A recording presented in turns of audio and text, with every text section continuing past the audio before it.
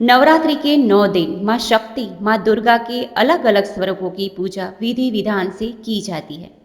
आज नवरात्रि का दूसरा दिन है। नवरात्रि के दूसरे दिन माँ ब्रह्मचारिणी की पूजा की जाती है।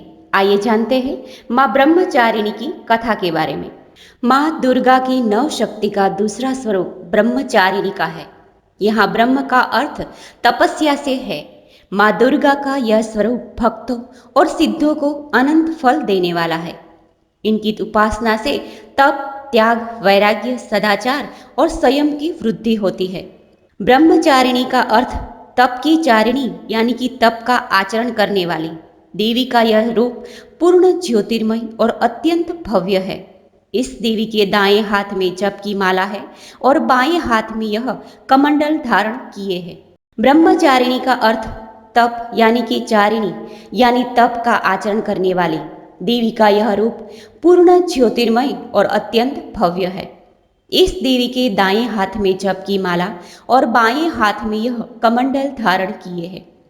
पूर्व जन्म में इस देवी ने हिमालय के घर पुत्री के रूप में जन्म लिया था और नारद जी के उपदेश से भगवान शंकर को पति के रूप में प्राप्त करने के लिए घोर तपस्या की थी।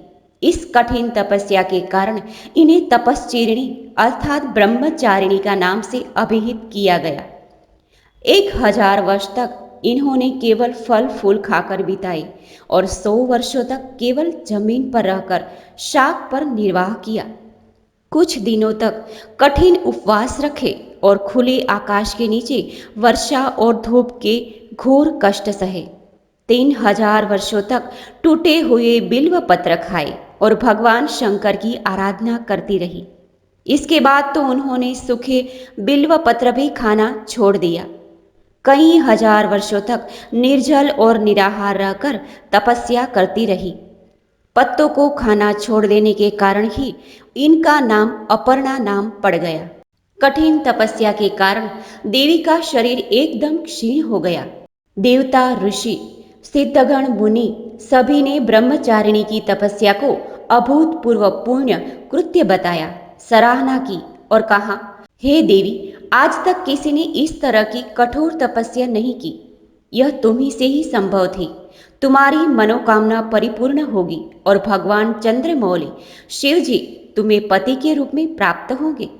अब तपस्या छोड़कर घर लौट जाओ। जल्द ही तुम्हारे पिता तुम्हें बुलाने आ रहे हैं। इस देवी की कथा का सार यह है कि जीवन के कठिन संघर्षों में भी मन विचलित नहीं होना चाहिए। माँ ब्रह्मचारिणी देवी की कृपा से सर्व सिद्धि प्राप्त होती है। दुर्गा पूजा के दूसरे दिन देवी के इस स्वरूप की उपासना की जाती है।